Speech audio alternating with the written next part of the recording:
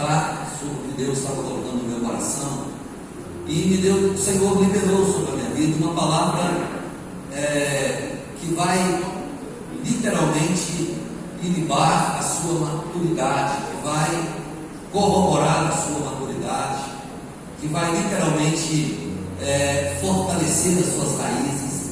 Nós somos uma igreja 73 anos, mas a verdade é que a igreja ela tem 73 anos, mas ela vai se renovando de geração em geração, porque é assim que acontece na nossa vida.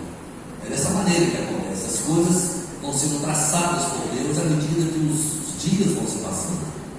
Mudam pastores, mudam líderes, diretoria muda, conselho fiscal muda, tesoureiros mudam, e o tempo vai passando, e nós sabemos disso. Mas eu quero lhe convidar a abrir a sua Bíblia no Evangelho de Mateus, capítulo 4, só o versículo 1. Mateus capítulo 4, só o versículo 1. E no final eu gostaria muito de estar orando pela sua vida, porque eu tenho certeza que muitos irmãos que iniciaram esta igreja hoje já não estão mais aqui, estão com o Senhor, mas você é um remanescente daquela igreja, você dá continuidade àquilo que Deus tem realizado através da Bíblia em cada nova. Diz assim a palavra de Deus, olha bem o que diz o texto: a seguir foi Jesus levado pelo Espírito ao deserto para ser tentado pelo diabo. Feche seus olhos mesmo sentados, em nome de Jesus. Senhor, nós te agradecemos e te exaltamos de todo o nosso coração por esta noite. Recebe a honra, recebe a glória, recebe o louvor. E tudo o que aconteceu nesta igreja até aqui, nesses 73 anos, não sei quantos pastores passaram por aqui, Pai, nós sabemos que o Senhor nos guardou, nos preservou, e esta obra do Senhor, e as portas do inferno não podem prevalecer contra ela, e não puderam até hoje, e não poderão até que o Senhor mesmo arrebate esta igreja. Te adoramos, Pai, porque o Senhor tem dado uma visão para esta igreja, o Senhor tem dado um direcionamento profético, e isso, Senhor, nos faz entender a voz do Teu Espírito. Te agradecemos, ó Deus, por uma igreja tão madura, por uma igreja que vem anunciando o Evangelho em Carangola há 73 anos. Quantas pessoas, Senhor, esta igreja já entregou ao paraíso, Senhor?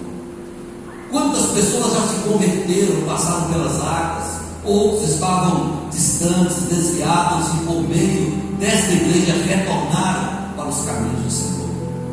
Às vezes nós não paramos para pensar nisso, mas, ó Deus, o tempo todo eu fiquei meditando sobre as coisas que já aconteceram e aquelas que irão acontecer.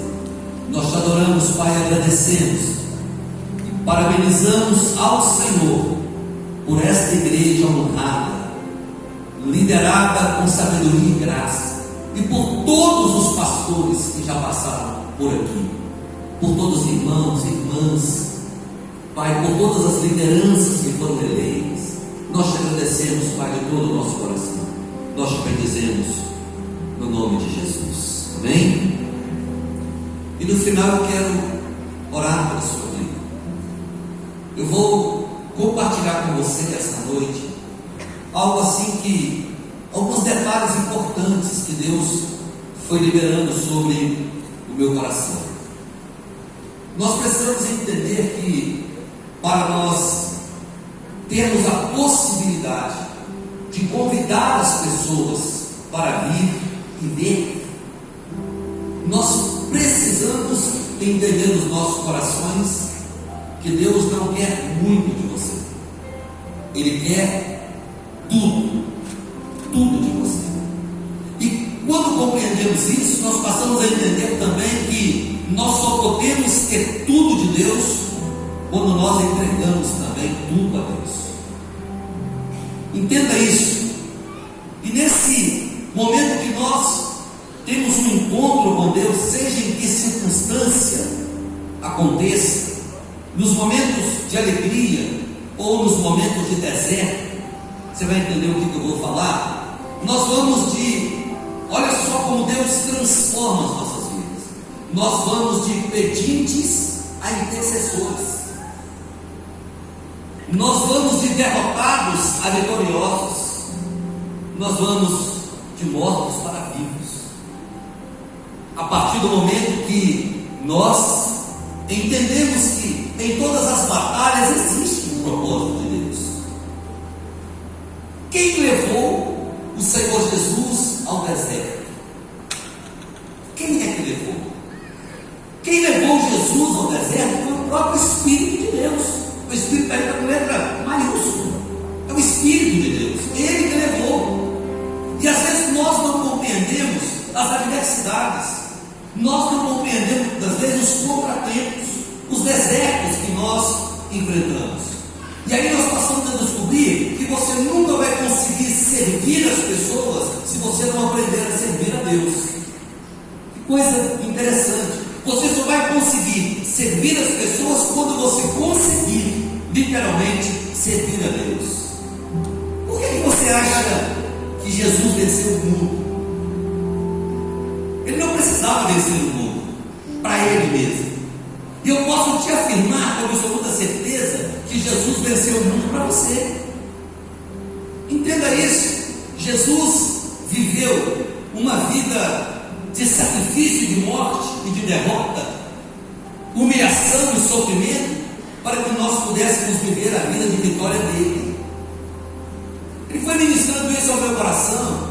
E aí então nós precisamos compreender que muitas das vezes nós oramos errado. Nós pedimos às vezes para o Senhor abençoar a nossa vida, quando na verdade, se nós entendemos